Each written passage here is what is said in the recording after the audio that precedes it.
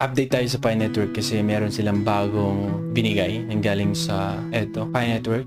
Pi Network. So, moderator of Pi Network to. Okay? Siya yung author dun sa Pi Wiki. So, lahat ng nilalabas yung information is syempre galing sa core team. Dito natin malalaman kung ano ba talaga ang status ng KYC. So, good thing ito inilabas nila. Okay? Kasi maraming nagsasabi na malapit ng KYC, ganito. Marami silang speculations kung ano-ano na pinagdugtong-dugtong nila yung salita ni yung co-founder. Tapos, eto, sinabi niya ganito. Ngayon, sa 2024 na. Pero eto, malilinawan tayo dito pa lang sa KYC, okay? So nakita nyo, KYC is still in development. Nasa development pa lang yung KYC, where the beta testers. Tayo yung beta testers. For example, may bagong game na ilalabas. Bago yan ilalabas sa public, kailangan ng mga beta testers. Ganun ang nangyayari ngayon. So tayo ang nagtitest dun sa KYC na application.